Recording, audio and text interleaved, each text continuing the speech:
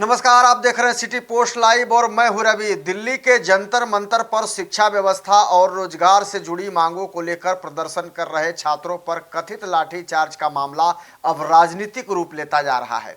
इस मुद्दे पर राष्ट्रीय जनता दल यानी कि आरजेडी के बक्सर सांसद सुधाकर सिंह ने प्रधानमंत्री नरेंद्र मोदी को पत्र लिखकर केंद्र सरकार की कार्रवाई पर गंभीर सवाल उठाए हैं। उन्होंने इस घटना को लोकतांत्रिक अधिकारों का दमन बताते हुए केंद्रीय शिक्षा मंत्री धर्मेंद्र प्रधान और केंद्रीय गृह मंत्री अमित शाह के इस्तीफे की मांग की है।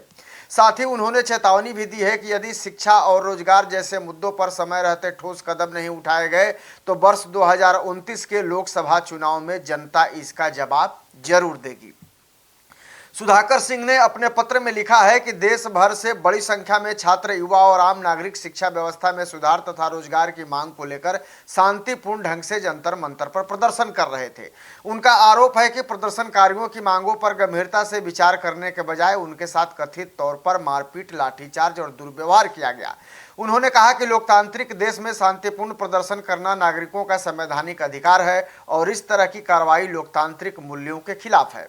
राजद सांसद ने प्रधानमंत्री नरेंद्र मोदी को वर्ष 2014 के चुनावी वादों की भी याद दिलाई। उन्होंने कहा कि उस समय युवाओं को बेहतर शिक्षा, रोजगार और भारत को विश्व गुरु बनाने का सपना दिखाया गया था, लेकिन आज वही युवा अपनी बुनियादी मांगों को लेकर सड़कों पर प्रदर्शन करने को मजबूर हैं। उन्होंने कहा कि महात्मा गांधी के अहिंसा के सिद्धांतों पर गर्व करने वाले देश में छात्रों के साथ हिंसक व्यवहार स्वीकार नहीं हो सकता। अपने पत्र में सुधाकर सिंह ने यह भी कहा है कि इस घटना से केवल देश के लोकतांत्रिक मूल्यों को ही नुकसान नहीं पहुंचा है, बल्कि अंतर्राष्ट्रीय स्तर पर भी भारत की छवि प्रभावित हुई है। उन्होंने दावा किया है कि विदेशों में रहने वाले भारतीयों और कई मित्र देशों के लोगों ने भी इस घटना को अलोकतांत्रिक और अमानवीय बताया है।